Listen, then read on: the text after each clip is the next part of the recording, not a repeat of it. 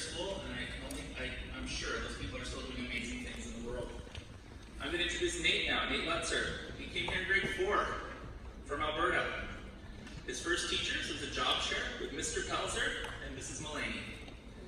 The past 2 years, grads, have been his favorite years because he's seen this class come together. His favorite food is apples. His favorite football team is the Saskatchewan Roughriders. And then I said, I mean real football, and he said the Indianapolis Colts. Next year he's going, the Roughriders got way more cheers with that joke.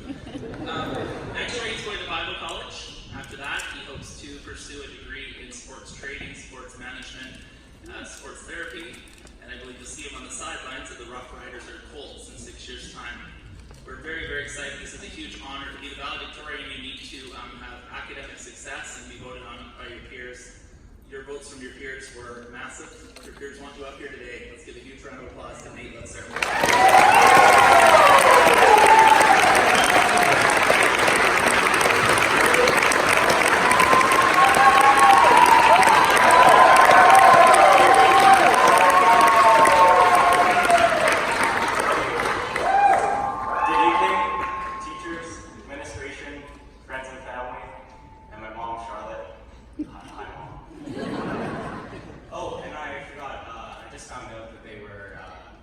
Live streaming this ceremony online.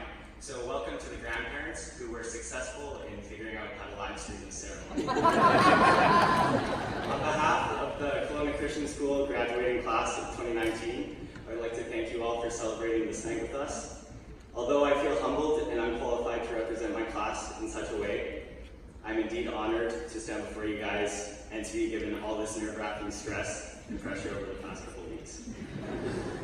As word got out that I was chosen as valedictorian, I got many congratulations, but then there also seemed to be a bit of shock on people's faces. They would then proceed to ask the question, well, how many are in the graduating class? And I had to fight the urge at that point to say 500 or 600, and I'd say 35. And I got a look, and when I said that, the look of shock suddenly disappeared, and responded like, oh, makes sense. Thanks, Dad. Ever since I came to the school in grade 4, our class has always been smaller, but we always had a big impact, kind of like the butterfly effect. Some may see this as a negative, but when you're surrounded by such a neat and no doubt unique group of people like ours, it's been such a cool thing to grow up together. Having under 40 kids in a graduating class has allowed us to get to know each other on a very personal level, which I think we can all agree to will lead to lifelong lasting friendships.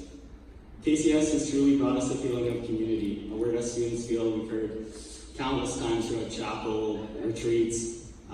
Google's definition of community is a feeling of fellowship with others as a result of sharing common attitudes, interests, and goals. And I think this describes the class very well, because notice it doesn't say always getting along and never fighting. It is cool to look back at our 13 years of school, or 14 for some. I don't know how you feel kindergarten, Esslin. Through the years, our class has accomplished and endured many things. We've had many exams, assignments, and lessons.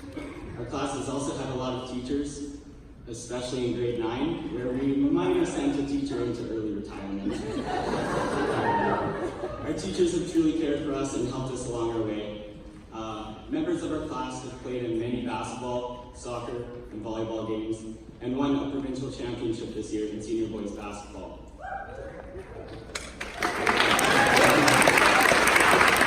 And so, we attempted to play rugby and lived to tell the tale despite a few concussions.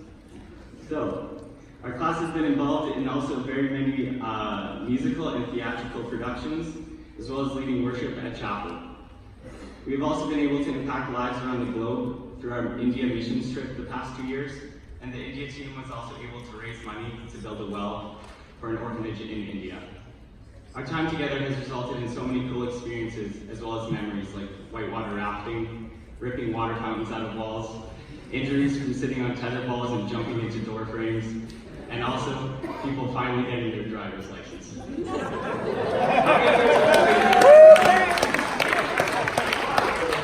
But now we're approaching the end of the high high school chapter of our lives. For some, graduating is exciting and a long-awaited moment, but for others, it brings fear and uncertainty of the future. It is time to branch out and to begin to gain our own independence. I have no doubt that the class of 2019 will go on to do unreal things in this world and will move on to become future doctors, business owners, and McDonald's grill masters. However, I do have a deeper desire for our class, that we should never give up, unless it's hard. In Proverbs 19, verse 20 and 21, it says, "Listen to advice and accept instruction, that you may gain wisdom in the future. Many are the plans in the mind of a man, but it is the purpose of the Lord that will stand." Throughout our time at high school, we have no doubt learned many things and many life lessons. And our GTP, or grad transition plan presentation, even had us plan out a plan A and a plan B for after we graduate. But at the end of the day, it's the Lord's will, or God's plan, that will stand, because He is the one who ultimately leads and directs us.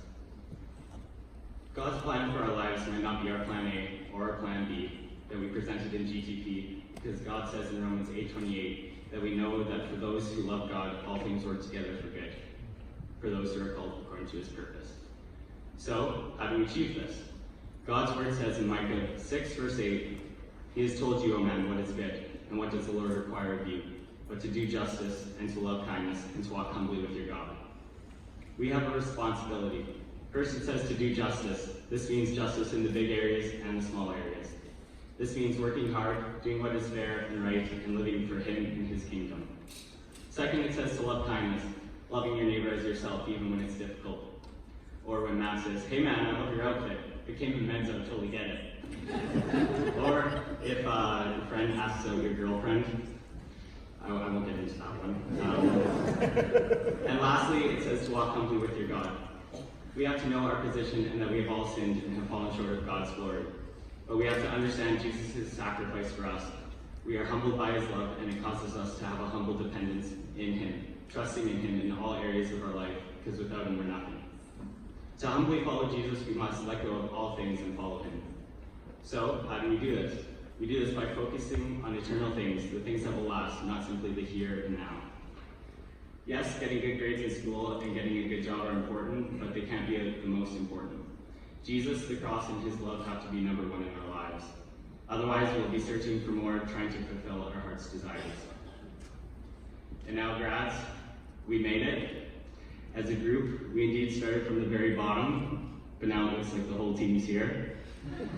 And in the words of the great philosopher Michael Scott from The Office, grads, may your hats fly as high as your dreams. Thank you.